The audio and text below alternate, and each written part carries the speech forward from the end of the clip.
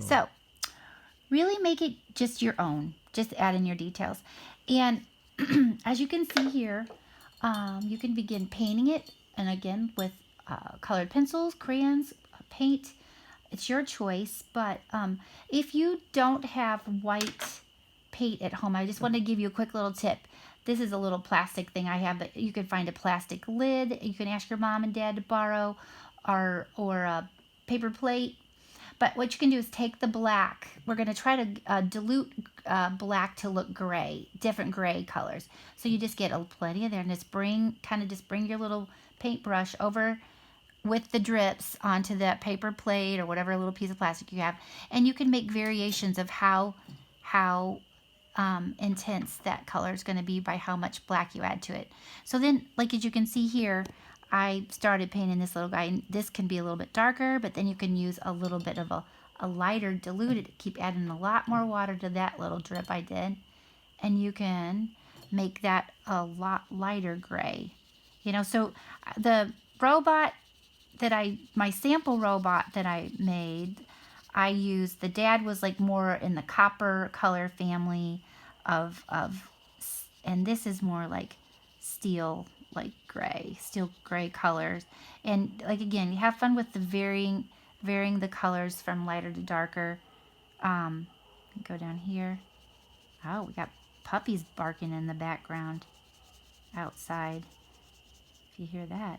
Anyhow, I'm not going to take all this time to show you, every detail. You can, as you can see, I took copper colors and made this, and then grays, and you could do darker grays, lighter grays, to fill in your little fella. And then I added some bright color to Mom.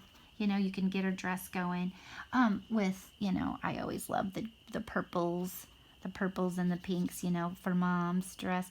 But anyway, what I was going to tell you, my last little tip is when you're doing the background with the grass and the sky, you don't have to fill that whole thing in. You can just give little touches of, I'll use a different brush here, little touches of green just down in the bottom here. You don't have to fill it all in. It kind of gives it a cool effect. And then up here, just little touches, I had started this already to kind of, and then just little touches here and there, so it doesn't have to be all filled in.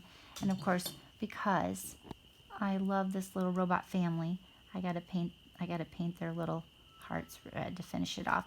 And you guys can finish the detailing of the painting. That you're experts at. But I wanted to give you a little commercial for next week when you come and visit me. Yeah, those are the details. I happen to have a little bee buddy here, and my father is a bee keeper. And so next week, we're going to talk about bees and how they form the honeycomb. And there's a special design that each of them make. I'm not going to tell you what the shape of it is, but I want you to think about it this week and come back and you can say it when I ask you. I want you to do some investigating. But anyway, we might even have some live bees here. And then when we do our art in the park, I am going to bring some of my papa's honey that the bees have left here, and we'll sample it on something yummy. I don't know. But anyway, so I look forward to next week because we're going to do a bee project. So see you later.